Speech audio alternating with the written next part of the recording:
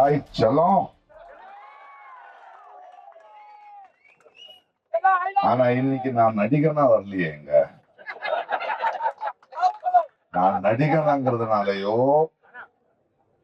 அதுக்கு நீங்க காட்டுற அன்புக்காக அதை தப்பா பயன்படுத்துறதுக்கு நான் வரல. ஏன்னா நடிகன் தொழில் வேற. கொஞ்சம் திறமை இருந்தது, அதை வளர்த்தது நீங்க. நேரம் செலவழிச்சு படம் பார்த்தது நீங்க, காசு கொடுத்தது நீங்க. என் குடும்பம் நல்லா இருக்கும். அதை திருப்பி கொடுக்க முடியாதுல்ல காசை. ஆனா அன்புக்கு என்ன கொடுக்கணும்? இன்னைக்கு தங்கச்சி பாடிட்டு இருந்தாங்க, ரொம்ப சந்தோஷமா இருந்தது. கலைஞனா ஒரு கலை, ஒரு பாடல், ஒரு கலைஞனுங்கிற பேர் இருக்குல்ல, அது வெறும் என்டர்டைன்மெண்ட் இல்ல. இப்பேற்பட்ட மேடைகளுக்கும் அது பயன்படணும். ஒரு கலைஞனுங்கிறவன் ஒரு சமுதாயத்தினால உருவாக்கப்பட்டவன். அப்போ நாட்டுக்கு மக்களுக்கு ஏதாவது பிரச்சனை இருந்தா வரணும். ஏன்னா என்ஜின் அங்க இருக்கு, அவர் தான் ஸ்டேஷன் மாஸ்டர். எல்லாத்தையும் அவர் தான் ஒரு ஸ்டேஷனுக்கு போறாருல்ல. இந்த டப்பாக்கள் தான் இங்க இருக்கு. அதை பத்தி ரொம்ப கேர்ஃபுல்லா. மக்களை நான் நிறைய பேச மாட்டேன், ஒரு 2-3 விஷயம் பேசுறேன் அவ்வளவுதான். முதல்ல பழனியை பத்தி பேசுறேன். நம்ம இந்த சாமி சிலைய திருடுற கும்பலை பத்தி கேள்விப்பட்டிருக்கோம்ல, நிறைய கதைகள் இருக்கும்.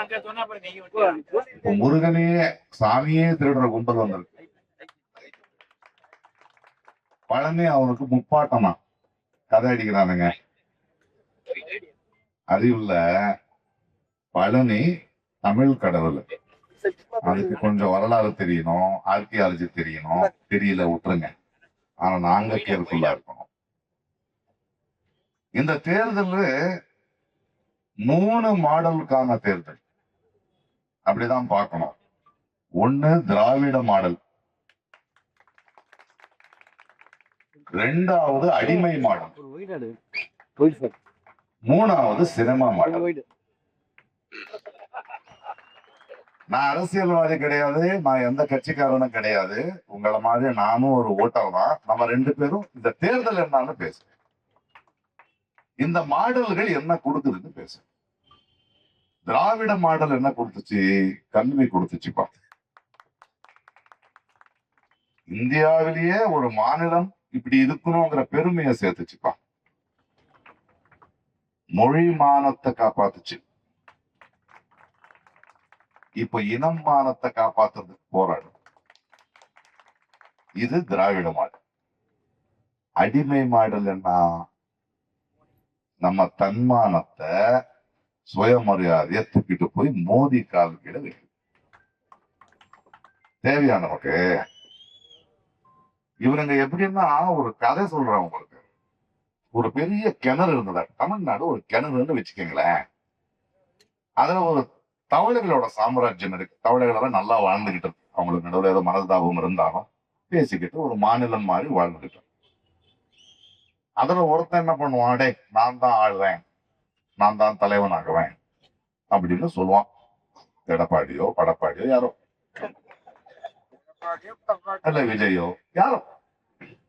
அப்ப தவளைகள் என்ன சொல்லுது, அப்பப்பா அப்படியெல்லாம் திடீர்னு ஆயிட முடியாதுயா, இங்க வந்து நீ இந்த தவளையோட இந்த கிணறு இருக்குல்ல, அதை பத்தி உனக்கு என்ன தெரியும்?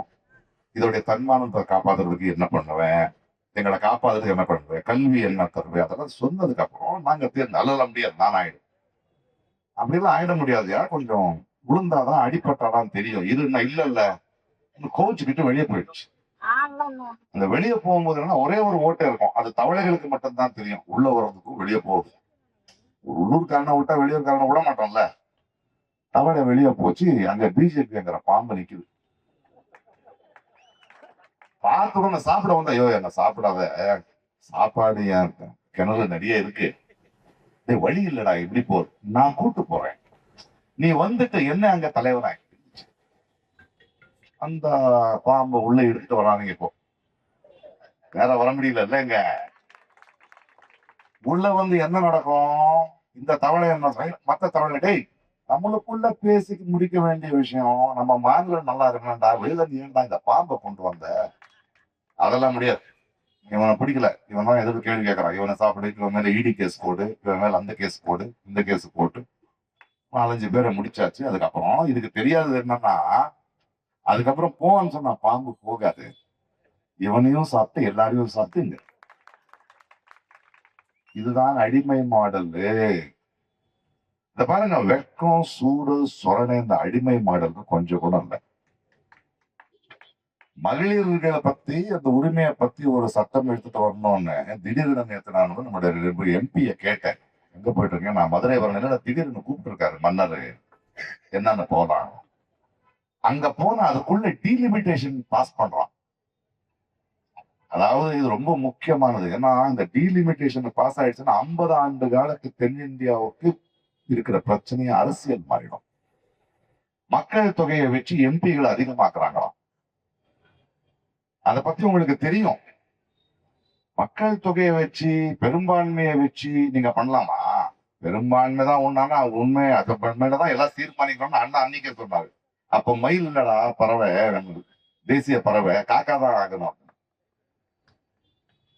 உங்களுக்கு பெரும்பான்மை இருந்தா அரசியல்ல ஜெயிக்கலாம், ஆட்சி பிடிக்கலாம், அது வரைக்கும் தான் பெரும்பான்மை. அதுக்கப்புறம் அந்த பெரும்பான்மையை தாண்டி சமத்துவம், சகோதரத்துவம், அதை பத்தி பேசணும். இவங்க பெரும்பான்மை தான் பேசுவாங்க.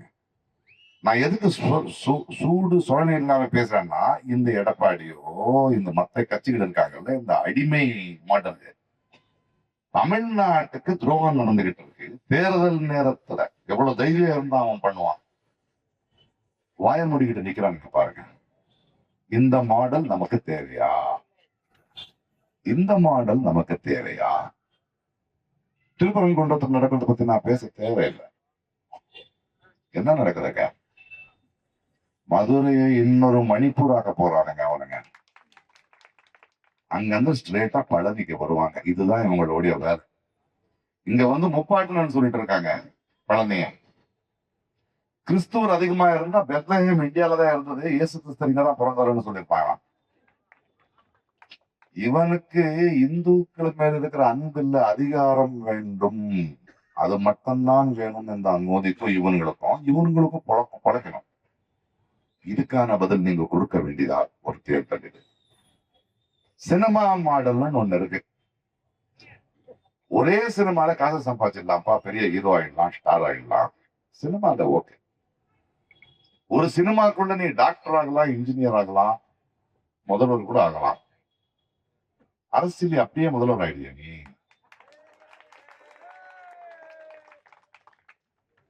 யாரு அரசியல் பேசணும்? என் அளவுக்கு அரசியல் பேசிருக்கியாப்பா நீ? நீ இத்தனை வருடங்கள்ல தமிழ்நாட்டுக்கோ மக்களுக்கோ மொழிக்கோ தன்மானத்துக்கோ பிரச்சனை வந்திருக்கும் போது வந்து நின்று இருக்கியா? உங்களுடைய உங்க மேல மக்கள் வச்சிருக்கிற நட்பு, அன்பு, திறமைக்கு அரசியலுக்கு இல்ல. அதை பயன்படுத்துறீங்க.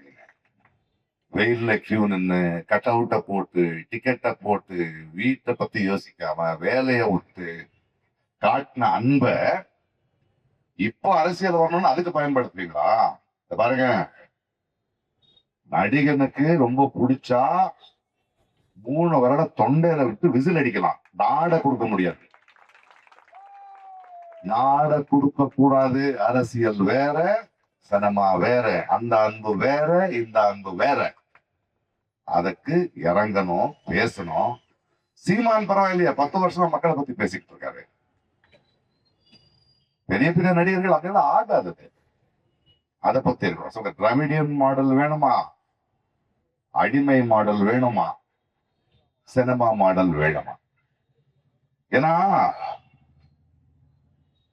அரசியல் யார் பண்ணும் அங்கிற ஒரு கேள்வியை நான் மக்கள் கிட்ட கேட்கிறேன். என்னை பொறுத்த வரைக்கும் அரசியல் மக்கள் நாம பண்ணணும், ஜெயிச்சவங்க வேலை பார்க்க. ஆனா இந்த இந்தியாவில ஜெயிச்சவங்க அரசியல் பார்த்துக்கிட்டு இருக்காங்க, நாம வேலை பார்க்க. அதை மாத்தணும். நம்ம அரசியல்னா யாரை தேர்ந்தெடுக்கிறோம், இந்தியாவோட அரசியல் என்ன, இன்னைக்கு எதுக்கு தமிழ்நாடு எதுக்கெல்லாம் நிக்குது, அதுக்கு யார் எந்த அணி நம்மளோட நிக்கும், தமிழுக்காக துடிக்கும், அதை யோசிக்கணும். கடைசியா ஒரே ஒரு வார்த்தை சொல்றேன். இது ஏதோ அதிமுக அணிக்கும் டிஎம்கே அணிக்கும் நடக்கிற தேர்தலா இல்ல. விஜய் சொல்ற மாதிரி டிவிகேக்கோ டிஎம்கேக்கோ நடக்கிற தேர்தலா இல்ல. இது ஒற்றுமைக்கும் பிரிவினைக்கும் நடுவுங்க. ஒற்றுமைக்கும் பிரிவினைக்கும் நடக்கிற தேர்தல்.